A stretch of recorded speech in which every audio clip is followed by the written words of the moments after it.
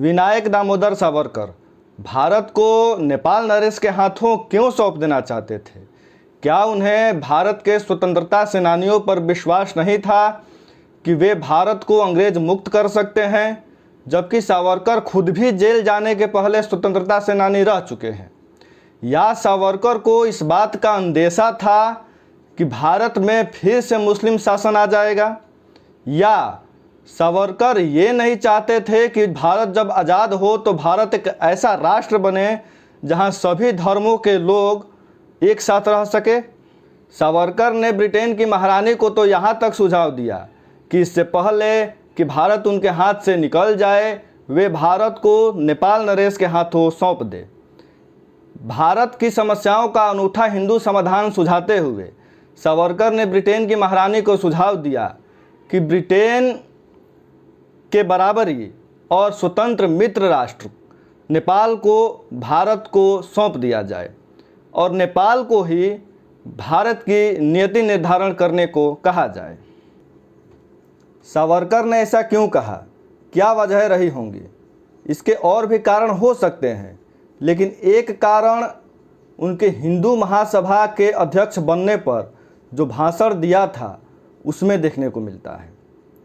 सावरकर 1937 में हिंदू महासभा के अध्यक्ष चुने जाते हैं और हिंदू महासभा के 19वें अधिवेशन में अपना पहला अध्यक्षीय भाषण देते हैं, जिसमें वे कहते हैं कि नेपाल के प्रधानमंत्री महामहिम युद्धम से राणा जी और वहाँ बसे हमारे सभी हिंदू धर्म भाई हमारे इतिहास के सबसे काले दौर में भी हिंदू सत्ता और हिंदू स्वाधीनता को बनाए रखने में सफल रहे हैं और हिमालय के शिखर पर हिंदू स्वतंत्रता का झंडा बेदाग लहराए रखे हैं। हिंदू धर्म के 25 करोड़ हिंदुओं के बीच महामहिम राजा पहले और सबसे उच्च कोटि के हिंदू हैं। सिसोदिया वंश के राजकुमार महामहिम नेपाल नरेश ही भारत के शाही मुकुट के विजेता के रूप में उभरने की संभावना है। दूसरे हिंदूवादी नेताओं की तरह सावरकर भी ये मानते थे कि दुनिया भर के हिंदू नेपाल नरेश की ही प्रजा है।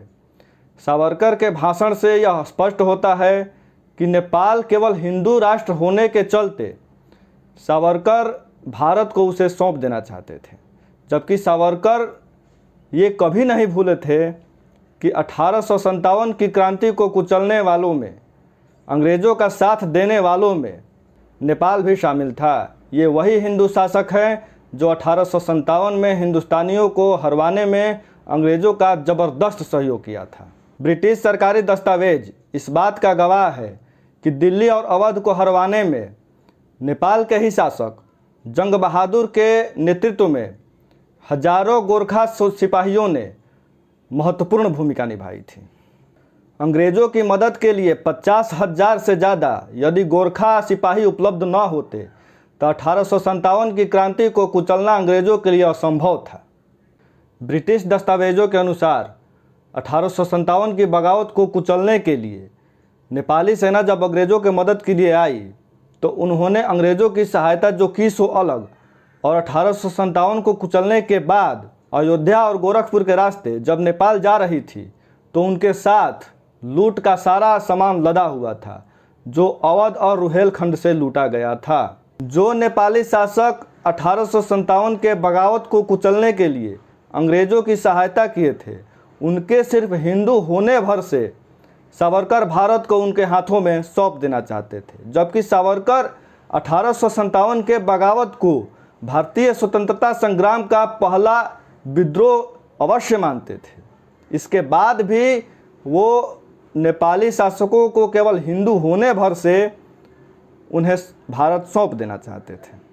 बाकी सावरकर के भारत को नेपाल नरेश के हाथों सौंप देने के पीछे और क्या वजह रही होंगी, आप भी सोचिए, आप भी रिसर्च कीजिए, आप भी पता कीजिए। आज के लिए बस इतना ही, मिलते हैं अगले वीडियो में। नमस्कार, जय हिंद।